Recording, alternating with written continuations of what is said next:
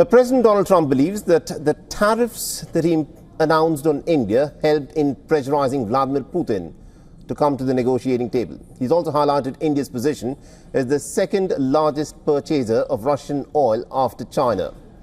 Then, in an interview that he gave to an American media outlet, Fox News, Trump boasted, and I quote him here, "When you lose your second largest customer and you're probably going to lose your first largest customer, I think that probably has a role."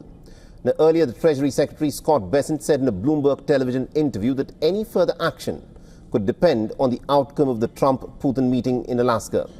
The initial tariffs imposed, in addition to the 25% duties, targeted India for continuing to purchase Russian oil and Russian weapons, a move that Washington says has undermined efforts to mediate a ceasefire between Russia and Ukraine.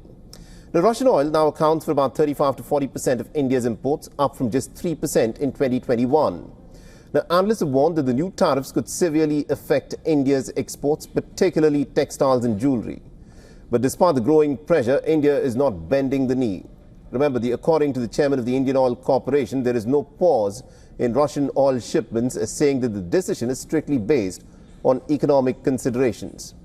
Now, India has called the United States tariffs unfair, unjustified and unreasonable, while also emphasizing that bilateral ties extend beyond trade.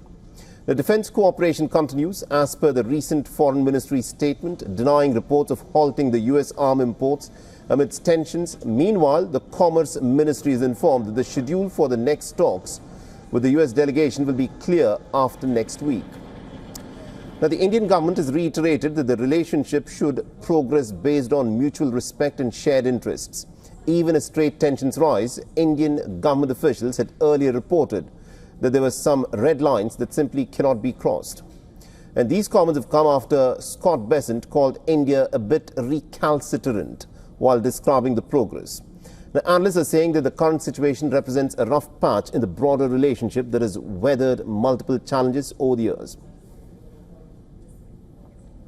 All right, now joining us over the phone line, we've got our Assistant Editor for Foreign Affairs, Siddhant Sibal. Siddhant, this is what Donald Trump has been talking about, that the additional tariffs that he announced on India has brought Vladimir Putin to the negotiating table.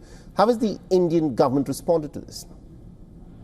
Well, there hasn't been any response by the Indian government. And of course, what has been the only response is that India has welcomed and endorsed the summit that is going to take place in a few hours from now. The Indian Ministry of External Affairs, in a statement, and the spokesperson Ranveer Jaiswal both essentially said a statement and talked about how they welcome the summit. Now, of course, there are huge stakes. Any breakthrough will lead to a breather, essentially, for India. That is what India will be hoping for. Donald Trump has been doubling down on India in several ways. Increased tariffs to 25%. These are secondary tariffs. These are sanctions in many ways using the Trump administration officials. But there is a breather of negotiations, at least till 27th of August. But all in all, it's a high-stakes summit for India as well. India believes that it has been unfairly penalized by the Trump administration over importing energy from Russia. And we know that previously the Biden administration had actively supported India for buying energy from Russia, something that the Biden officials had said during their Delhi visit last year. All right, indeed. Thank you very much, Siddhant Sibal, for joining us with that perspective.